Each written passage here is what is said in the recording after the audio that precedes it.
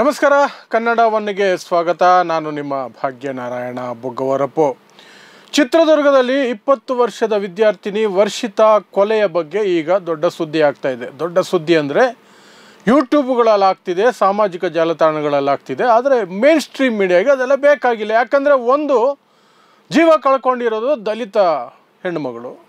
ಎರಡನೇದು, ಆರೋಪಿ ಸ್ಥಾನದಲ್ಲಿ ಯಾರೂ ಮುಸ್ಲಿಮರಿಲ್ಲ. ಹಾಗಾಗಿ ಆ ಸುದ್ದಿಯನ್ನು ಪ್ರಕಟಿಸಬೇಕು ಅಥವಾ ಪ್ರಸಾರ ಮಾಡಬೇಕು ಅನ್ನುವಂಥದ್ದಕ್ಕೆ ಅವರಿಗೆ ಯಾವುದೇ ಕಾರಣ ಸಿಗಲ್ಲ. ಅದು ಬಿಡಿ, ಅದು ಆ ಅಸಹ್ಯದ ಬಗ್ಗೆ ಹೆಚ್ಚಿಗೆ ಮಾತಾಡೋದು ಬೇಡ. ಆದರೆ ಅಲ್ಲಿ ಆಗಿರುವಂಥ ಈ ಕೊಲೆ, ಭೀಕರ ಕೊಲೆಯ ನಂತರ ಸುಟ್ಟು ಹಾಕಿದ್ದಾರೆ.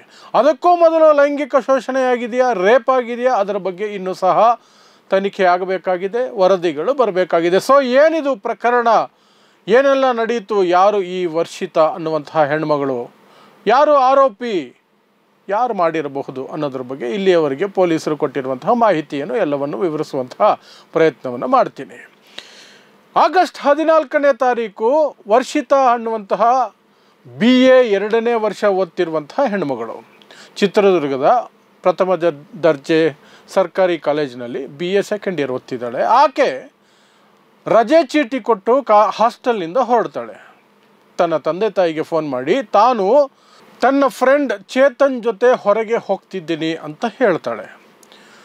ಆ ತಂದೆ ತಾಯಿಗೆ ಈ ಚೇತನ್ ಮತ್ತು ವರ್ಷಿತಾ ಸ್ವಲ್ಪ ಕ್ಲೋಸ್ ಆಗಿರೋದ್ರ ಬಗ್ಗೆ ಮೊದಲೇ ಮಾಹಿತಿ ಇತ್ತಂತೆ. ಹಾಗಾಗಿ ಅವರು ಸಹ ಹೆಚ್ಚಿಗೆ ಏನು ಪ್ರಶ್ನೆ ಮಾಡಲಿಲ್ಲ. ಅವರಿಬ್ಬರು ಹೊರಗೆ ಹೋಗ್ತಿದ್ದಾರೆ ಅನ್ನೋದನ್ನೇ ಅವರು ನಂಬ್ಕೊಂಡಿದ್ರು. ಆದರೆ ಅದಾದ ನಂತರ ಆ ದಿನ ಸಂಜೆಯವರೆಗೂ ಸಹ ಯಾವುದೇ ಫೋನ್ ಕಾಲ್ ಬರಲಿಲ್ಲ ಆಕೆಯಿಂದ. ಆ ನಂತರ ತಂದೆ ತಾಯಿ ಫೋನ್ ಮಾಡಿದ್ರೆ ಫೋನ್ ಸ್ವಿಚ್ ಆಫ್, ಆಕೆಯ ಪತ್ತೆ ಇಲ್ಲ. ಆಕೆಯ ತಾಯಿ ಮರುದಿನ ಹಾಸ್ಟೆಲ್ಗೆ ಬಂದು ವಿಚಾರಿಸಿದರೆ ವಾಪಸ್ ಬಂದಿಲ್ಲ ಅನ್ನುವಂತಹ ಮಾಹಿತಿ ಬರುತ್ತೆ.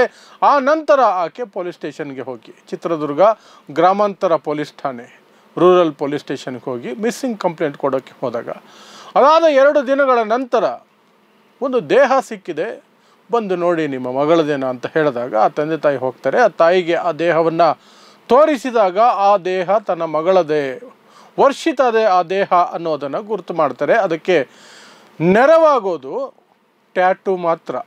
ಯಾಕೆ ಅಂದರೆ ಆ ದೇಹವನ್ನು ಸಂಪೂರ್ಣವಾಗಿ ಪೆಟ್ರೋಲ್ ಸುರಿದು ಸುಟ್ಟು ಹಾಕಿರಲಾಗಿರುತ್ತೆ. ಸುಟ್ಟ ಪರಿಸ್ಥಿತಿಯಲ್ಲಿ ಆ ಹೆಣ ಸಿಕ್ಕಿರುತ್ತೆ.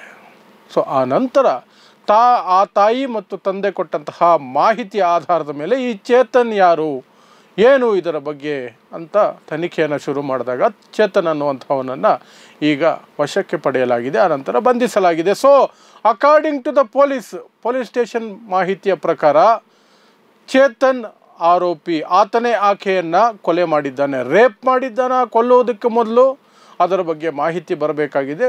ಅದು ರಿಪೋರ್ಟ್ಸ್ ವೇಟಿಂಗ್.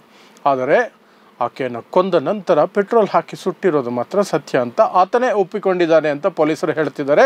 ಅದರ ಜೊತೆಗೆ ಆಕೆಯನ್ನು ಕೊಲ್ಲುವುದಕ್ಕೆ ಕಾರಣ, ನಾವು ಸುಮಾರು 2-3 ವರ್ಷಗಳಿಂದ ಪ್ರೀತಿ ಮಾಡ್ತಾ ಇದ್ವಿ, ನನಗೆ ಕ್ಯಾನ್ಸರ್ ರೋಗ ಬಂದಿದೆ, ಆ ಹಿನ್ನೆಲೆಯಲ್ಲಿ ನನ್ನಿಂದ ದೂರ ಆಗೋದಕ್ಕೆ ಅವಳು ಪ್ರಯತ್ನಿಸ್ತಾ ಇದ್ಲು, ಹಾಗಾಗಿ ನಾನು ಆಕೆಯನ್ನು ಕೊಂದು ಹಾಕಿದ್ದೀನಿ, ಕೊಂದ ನಂತರ ಆಕೆಯನ್ನು ಪೆಟ್ರೋಲ್ ಹಾಕಿ ಸುಟ್ಟಿದ್ದೀನಿ ಅಂತ ಮಾಹಿತಿಯನ್ನು ಅವನು ಕೊಟ್ಟಿದ್ದಾನೆ ಅಥವಾ ತಪ್ಪೊಪ್ಪಿಗೆಯನ್ನು ಒಪ್ಕೊಂಡಿದ್ದಾನೆ ಅಂತ ಪೊಲೀಸರು ಹೇಳ್ತಿದ್ದಾರೆ. ಆದರೆ ಇದು ಯಾಕೆ ನಾವು ಚರ್ಚೆ ಮಾಡ್ತಿದ್ದೀವಿ, ಯಾಕೆ ಒಂದು ಸಾಧಾರಣವಾದ ಕೇಸ್ ಥರ ಕಾಣಿಸ್ತಿದೆಯಾ ಅಂತಂದರೆ, ಪಕ್ಕದ ತುಮಕೂರು ಜಿಲ್ಲೆಯಲ್ಲಿ ಕೆಲವು ದಿನಗಳ ಹಿಂದೆ ಒಂದು ಮಹಿಳೆಯ ತಲೆಯನ್ನು, ಕೇವಲ ತಲೆ, ನಾಯಿಗಳು ಎಳೆದಾಡ್ತಿರ್ಬೇಕಾದ್ರೆ ಕಂಡು ಬಂತು. ಆ ತಲೆಯನ್ನು ವಶಕ್ಕೆ ಪಡೆದ ನಂತರ ಹುಡುಕಾಡಿದ್ರೆ 7 ಪ್ರತ್ಯೇಕ ಜಾಗಗಳಲ್ಲಿ ಆಕೆಯ ದೇಹದ ತುಂಡುಗಳು ಸಿಕ್ಕದವು. ಆ ಹಿನ್ನೆಲೆಯಲ್ಲಿ ಇದೊಂದು ಸೀರಿಯಲ್ ಕಿಲ್ಲರ್ ಮಾಡಿರಬಹುದಾದಂತಹ ಸಾಧ್ಯತೆಯನ್ನು ತಳ್ಳಿ ಹಾಕೋ ಆಗಿಲ್ಲ ಅನ್ನುವುದು ಆರಂಭದಲ್ಲಿ ಬಂದಂತಹ ಅನುಮಾನ. ಯಾಕೆಂದರೆ ಪಕ್ಕದ ಜಿಲ್ಲೆನೇ ಇದು. ಅದರ ಹಿನ್ನೆಲೆಯೂ ನಡೀತು. ಅದರ ಜೊತೆಗೆ ಈ ವರ್ಷಿತಾ ಅನ್ನುವಂತಹ ಹೆಣ್ಣುಮಗಳನ್ನು ಒಬ್ಬನೇ ಕೊಂದಿದ್ದಾನ ಅಥವಾ ಗ್ಯಾಂಗ್ ರೇಪ್ ಮಾಡಿ ಆ ನಂತರ ಕೊಂದು ಹಾಕಿದ್ದಾರಾ, ಅದರ ಬಗ್ಗೆ ಇಲ್ಲಿಯವರೆಗೆ ಪೊಲೀಸರು ಯಾವುದೇ ಮಾಹಿತಿಯನ್ನು ಕೊಟ್ಟಿಲ್ಲ. ಯಾಕಂದರೆ ಅವ್ರಿಗೂ ಸಹ ತನಿಖೆಯಲ್ಲಿ ಇನ್ನೂ ಕಂಡು ಬಂದಿಲ್ಲ ಅಂತಲೇ ಅವರು ಹೇಳ್ತಿದ್ದಾರೆ. ಇಲ್ಲಿಯವರೆಗೆ ಈ ಒಬ್ಬ ವ್ಯಕ್ತಿ ಚೇತನ್ ಅನ್ನುವಂತಹ ಒಬ್ಬ ಇದ್ದಾನಲ್ಲ, ಅವನ ಮೇಲೆ ಮಾತ್ರ ಅನುಮಾನ. ಅವನನ್ನು ವಶಕ್ಕೆ ಪಡೆದು ಅವನು ಒಪ್ಕೊಂಡಿದ್ದಾನೆ.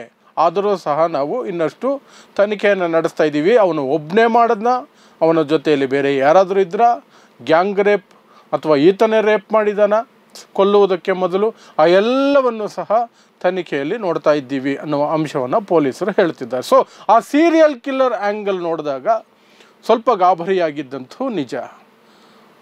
ಆದರೆ ಈ NH-48 ಸಿಕ್ಕಂಥ ಈ ಹೆಣ ಸಿಕ್ಕ ತಕ್ಷಣವೇ ಅದು ಆರೋಪಿ ಸ್ಥಾನದಲ್ಲಿ ಮುಸ್ಲಿಂ ಇದ್ದಿದ್ದರೆ ಮಾಧ್ಯಮಗಳು ಯಾವ ರೀತಿ ದೊಡ್ಡ ಮಟ್ಟದಲ್ಲಿ ಸುದ್ದಿ ಮಾಡ್ತಿತ್ತೋ ಆ ಮಟ್ಟಕ್ಕೆ ಇದನ್ನು ಮಾಡಲಿಲ್ಲ. ಕಾರಣ ಆರಂಭದಲ್ಲೇ ಅವರ ತಂದೆ ತಾಯಿ ಒಬ್ಬ ಹಿಂದೂ ಹುಡುಗ ಪ್ರೀತಿಯ ವಿಚಾರವನ್ನು ಮುಂದಿಟ್ಟಾಗ ಅದರ ಬಗ್ಗೆ ಮಾಧ್ಯಮಗಳು ಎಲ್ಲವನ್ನು ಕಳ್ಕೊಂಡ್ವು. ಇಂಟ್ರೆಸ್ಟ್ ಮಾತ್ರ ಅಲ್ಲ, ಎಲ್ಲವನ್ನು ಕಳ್ಕೊಂಡ್ರು. ಹಾಗಾಗಿ ಈ ವಿಚಾರವನ್ನು ಸ್ಟ್ರೈಟ್ ಫಾರ್ವರ್ಡ್ ಕೇಸ್ ಒಂದನ್ನು ನಿಮ್ಮ ಮುಂದೆ ಇಡ್ತಾ ಇದ್ದೀನಿ. ಯಾಕಂದರೆ ಸಾಕಷ್ಟು ಜನ ಪ್ರಶ್ನೆಗಳನ್ನು ಕೇಳ್ತಾಯಿದ್ರು, ಈ ವಿಚಾರವಾಗಿ ಮಾಹಿತಿ ಕೊಡಿ ಅಂತ ನಮ್ಮ ಕಮೆಂಟ್ ಹಾಕ್ತಾಯಿದ್ರು. ಸೊ ಇದಿಷ್ಟು ಈಗ ಬಂದಿರುವಂತಹ ಮಾಹಿತಿ. ದೊಡ್ಡ ಟ್ವಿಸ್ಟ್ ಆ್ಯಂಡ್ ಟರ್ನ್ಸ್ ಇಲ್ಲಿಯವರೆಗೆ ಈ ಕೇಸ್ನಲ್ಲಿ ಏನೂ ಸಿಕ್ಕಿಲ್ಲ. ಮುಂದೆ ಸಿಕ್ಕರೆ ಖಂಡಿತವಾಗ್ಲೂ ಸಹ ನಿಮ್ಮ ಮುಂದೆ ಇಡುವಂತಹ ಪ್ರಯತ್ನವನ್ನು ನಾವು ಮಾಡೇ ಮಾಡ್ತೀವಿ. ಸೊ ನೋಡ್ತಾ ಇರಿ ಸಮಾಜಕ್ಕಾಗಿ ಕನ್ನಡ 1 ನ್ಯೂಸ್. ನಮಸ್ಕಾರ.